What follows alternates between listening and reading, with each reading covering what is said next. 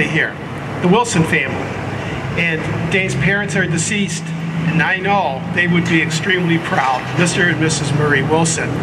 And they're looking down along with Uncle Lou, and they're very, very proud of this day. They're very proud of their son, Danny.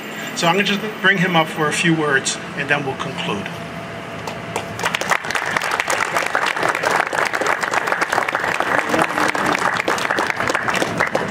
I want to thank all of you for being here today. And you can tell that Rock is a lawyer. He gets paid by the hour.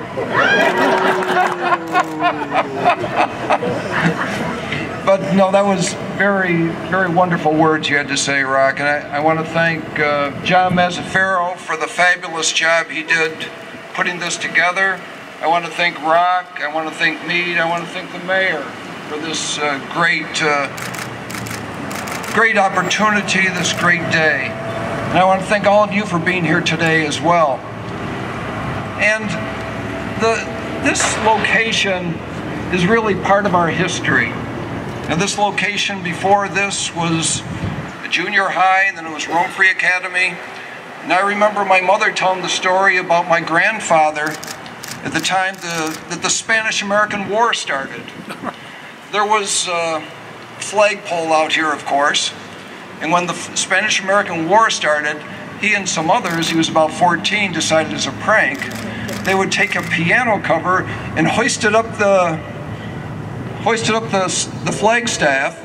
And so the next morning, people woke up and they thought the Spanish had taken over.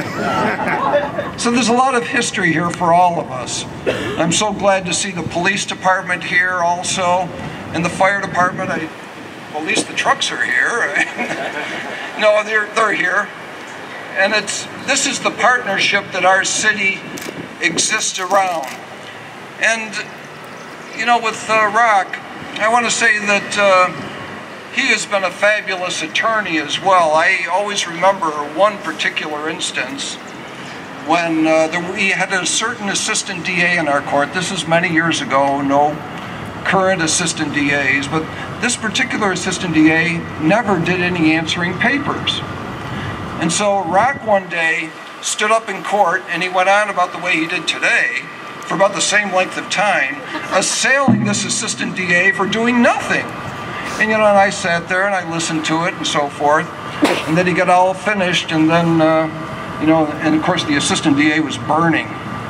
And he saw him out in a town court and he said to him, he says, you know, he says, this isn't Rome City Court. You're going to get no reductions in this court.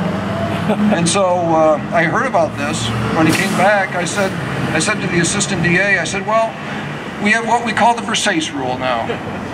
If there are no reductions for Mr. Versace, there are no reductions for anybody. What's fair is fair. And that's what the system is about. It's about fairness. And I'm so glad to see Judge Gannon here and Judge Amoroso. And these are our current judges, the people that are carrying on the tradition. And it's so, we have to think of the history behind the Justice Building, what a course it was for us to put together this addition. It took us 15 years of planning between the courts and the police. And we did everything except name the building. I never thought I'd see my name up there. But while we were doing it, we came up with a plan that basically is a great credit to the city of Rome, because it only cost $2 million for this entire facility. $1 million for the police side, $1 million for the court side. Now, if you look across the street to the county courthouse, I wonder how many millions have been spent in refurbishing that building. We pale in significance to that, and we pale in significance to the county courthouse in Utica. So this is a great project that was completed by the city of Rome. It's a great credit to our city. And all of you are the people that have put this together. And I'm glad to see Frank Galasso here, who is always our great reporter. You know, it's so nice to see you back, Frank. And this is what has made our city great, that we all work together. We all are one group. We have that great belief in justice. And I'm quite embarrassed to see my name up there. but I'll accept it. Thank you very much.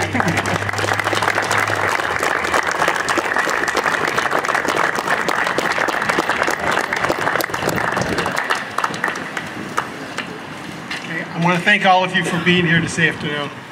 That's it.